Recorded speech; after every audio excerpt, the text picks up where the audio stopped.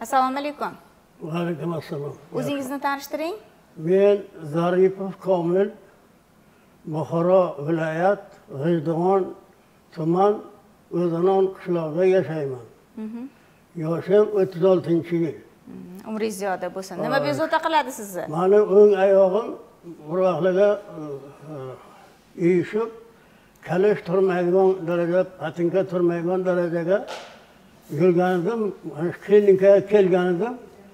Shifo topdim. Keyin qarasam, ayolimiz ham shunaqa bemor bo'lgan, uni ham olib keldim mana. Hozir bugun 4-kun. Sharoitlar mana mendan oldin sizga chiqqan birodarlarimiz klinikani sharoitiga baho berdilar. Hech qanday kamchilik yo'q. Odam havas qiladigan klinika ekan.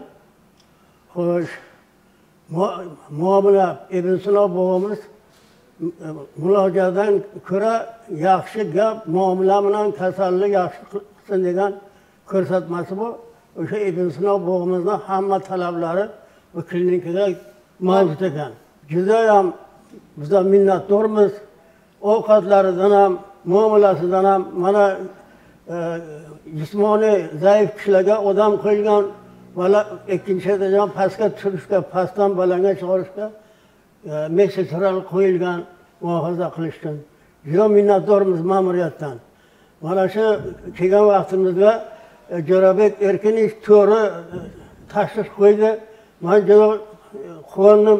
Shuning uchun bolalarimni olib keldim. Mana hozir 4-kun yaxshi muolaja, yaxshi bo'lgan, yaxshi sezib o'tiribmiz o'zimizda. Salomat bo'ling. Bemorimiz haqiqatda tashrif buyurishlari takroran bo'lyapti.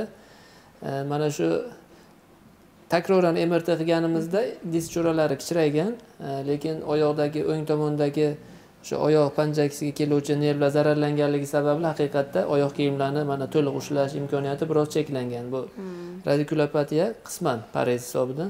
Oyoqdagi quvvat ham biroz tiklanyaptimi? O'ng oyoqdagi tiklanyapti. Yurishingizni bir ko'rsatib berasizmi?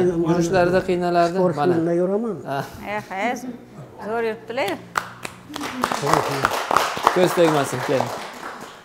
Muolajalarni hali 4-kuni, xudo xolasa yana 6 kun, bir hafta muolajamiz bor. Og'riqlar yo'q, ha? Yo'q, og'riqlar yo'q. Og'riqlar qiynaydigan. Yo'q.